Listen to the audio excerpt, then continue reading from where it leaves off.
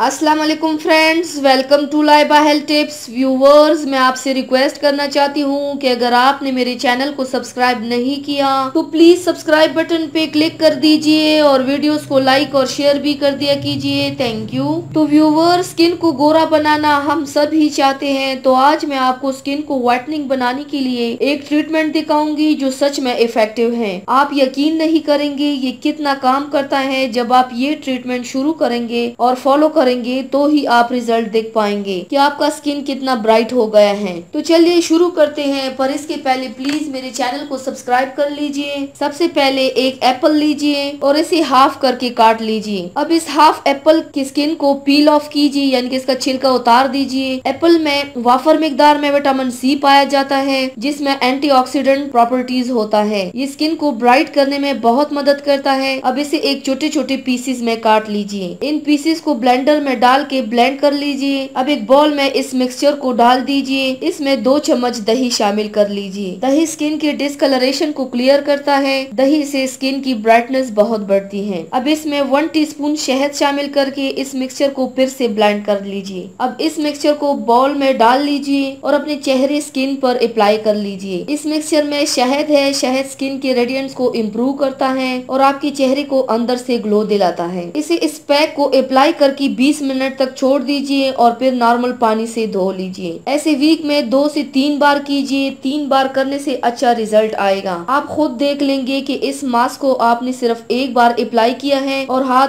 चेहरा कितना ब्राइट हो गया है। ये बहुत ही पावरफुल स्किन व्हाइटनिंग ट्रीटमेंट है। और इसके साथ मैं आपको एक और टिप देती हूँ। इसके साथ ही आप एलोवेरा और चावल के आटे को एक साथ मिक्स करके स्किन को वीक में 1 बार या 2 बार स्क्रब कीजिए और इस फेस पैक को हफ्ते में 3 बार अप्लाई कीजिए। ऐसा करने से आपका फेस ब्राइट, चमकदार और ग्लोइंग बनेगा और आप देख पाएंगे कि आपका स्किन टोन पहले से ज्यादा ब्राइट हो गया है। तो अभी से इस ट्रीटमेंट को स्टार्ट कीजिए और रिजल्ट देखिए। तो व्यूवर्स, ये थी मेरी आज की वीडियो।